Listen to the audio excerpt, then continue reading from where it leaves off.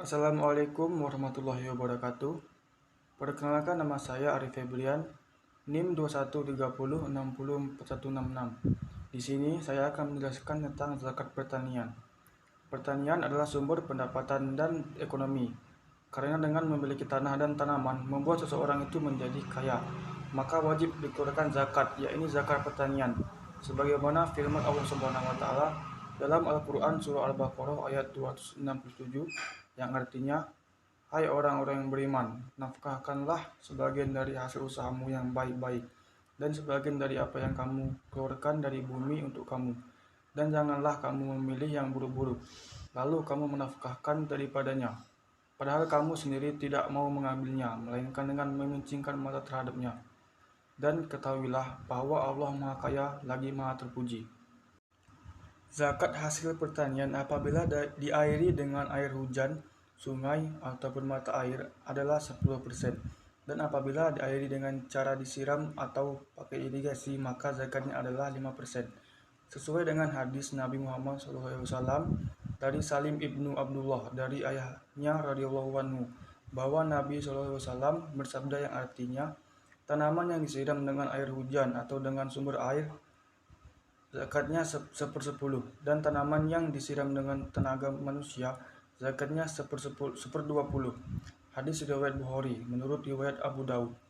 Sedangkan nisab zakat tanaman buah-buahan sebesar 5 wis, sesuai dengan hadis Nabi Muhammad SAW yang artinya yang kurang dari 5 wis tidak wajib zakat.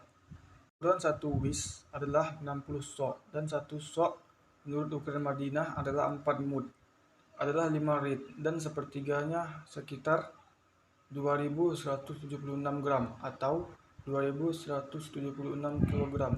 Maka satu nisab itu adalah 300 sok dikalikan 2,176 sama dengan 652,8 kg dan dibulatkan menjadi 653 kg. Bila tanaman buah-buahan menghasilkan di atas 653 kg, wajib dikeluarkannya zakat. Sementara zakat perkebunan seperti kelapa sawit, karet, kakao, kopi, dan tanaman perkebunan lainnya tidak dijelaskan secara rinci dalam Al-Quran dan hadis Nabi Muhammad SAW, sehingga para ulama beberapa pendapat dalam menyikapinya. Pendapat pertama para ulama, tanaman keras atau tanaman perkebunan masuk dalam kategori zakat pertanian, sebagaimana pendapat Abu Hanifah mewajibkan zakat bagi seluruh yang keluar dari muka bumi dan tidak disyaratkan haul dan nisyab, artinya sedikit dan banyak harus dikeluarkan zakatnya. Sedangkan jumhur ulama Syafi'i, Ahmad bin Hambali, Maliki berpendapat semua tanaman yang mengenyangkan bisa disimpan dan diolah manusia wajib dikeluarkan zakatnya. Pendapat kedua para ulama, tanaman keras atau tanaman perkebunan tidak termasuk zakat pertanian karena tidak disebutkan dalam hadis dan tidak pula termasuk makanan pokok, tetapi jika hasil tanaman tersebut dijual maka masuk dalam zakat perdagangan dan wajib dikeluarkan zakatnya, yaitu 2,5% dari aset yang ada dengan syarat terpenuhi nisab. Jika pendapat pertama menghitung zakatnya berdasarkan jumlah produksi, bila sudah melebihi nisab 653 kg, wajib dikeluarkannya zakat. Perkebunan yang tidak menggunakan pupuk dan tidak diairi sebesar 10%, sedangkan yang menggunakan pengairan dan pupuk sebesar 5%. Jika pendapat kedua menghitungnya berdasarkan penjualan hasil perkebunan itu, dan apabila selama setahun melebihi nisab 85 gram emas, wajib dikeluarkan zakatnya. Dari dua pendapat ulama ini, bila dilihat dari segi ekonomi, hitung-hitungannya memang berbeda. Pendapat pertama, zakat pertanian berdasarkan jumlah kiloan panen melebihi nisab 653 kg.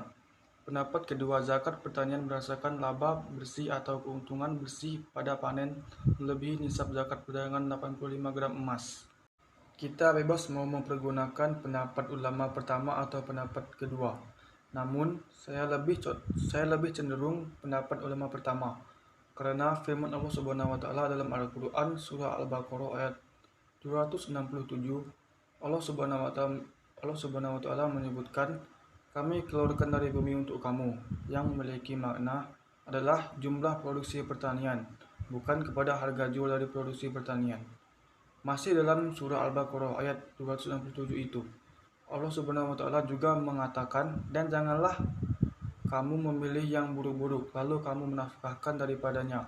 Padahal kamu sendiri juga tidak mau mengambilnya, melainkan dengan memincingkan mata terhadapnya."